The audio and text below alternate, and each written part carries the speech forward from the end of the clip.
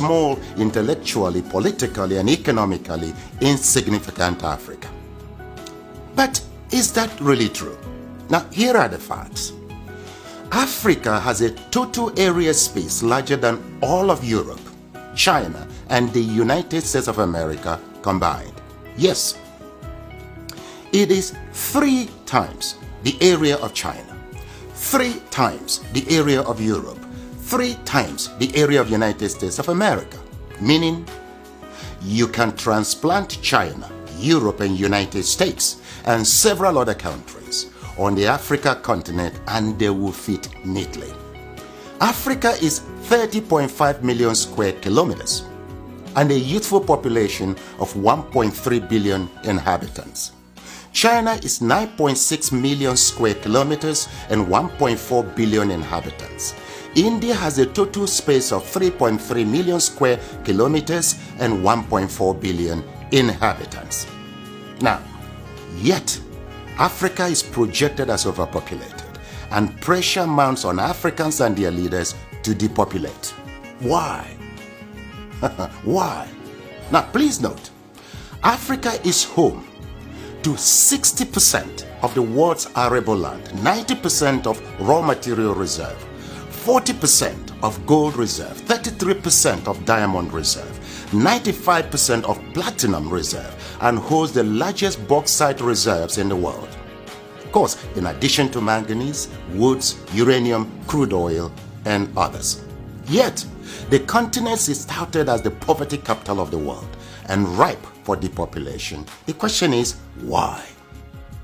Well, President Jacques Chirac of France provides an illuminating insight. He said, "We bled Africa for 4.5 centuries.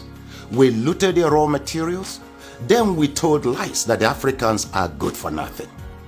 In the name of religion, we destroyed their culture. And after being made rich at their expense, we now steal their brains through miseducation and propaganda to prevent them from enacting black retribution against us," unquote. Well, put simply, for over 4 centuries, Africa is not in control of its resources. Look, a 2016 study of Africa by the NGO called War on Want reveals that 101 companies, mostly British, control $305 billion worth of platinum, $276 billion worth of oil, and $216 billion worth of coal at 2016 market prices. Yes, they own mines or mineral licenses in 37 African countries and control vast swaths of Africa's land, 4 times the size of the United Kingdom. Now look, Africa subsidizes the rest of the world by $32 billion annually.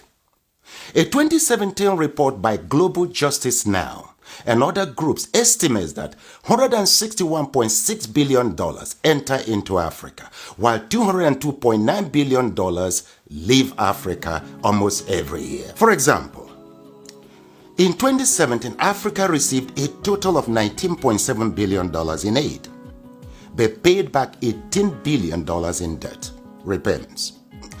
Debt burden is killing Africa. African governments have borrowed between 25 and 75% of their GDP, but with little or nothing to show for it. Africans in the diasporas remit not less than $32 billion annually, but multinational companies siphon $32.4 billion in profits and illicit financial outflows. Look, an estimated $29 billion are stolen via illegal logging, fishing, and poaching annually. How can any continent, country, or people accumulate and sustain wealth, growth, and prosperity with such statistics? That's a great question. Well, look, hopefully, now you know your Africa better. Edmund Mbiaka once wrote, "Peace of mind always comes with knowing who you truly are. where you currently stand, where you positively need to be, and strongly believing in its possibility. Africa needs to control its resources, no doubt. For productive, patriotic, and effective leadership, we need our best and ablest citizens with fortified character in local, state, and federal governments. This must be given utmost consideration in upcoming elections across Africa. Let me say it once more. Our problem is not the age of our leaders, but unfortified character. It is your responsibility to protect and defend your Africa. The starting point is to educate and transform the mindset of our leaders and peoples. Look, the least you can do is to assist with ensuring that this message reaches every African. Slavery destroyed us. Religion divided us. Ignorance controls us. And truth scares us. With these retrogressive forces, Africa will remain a dark continent.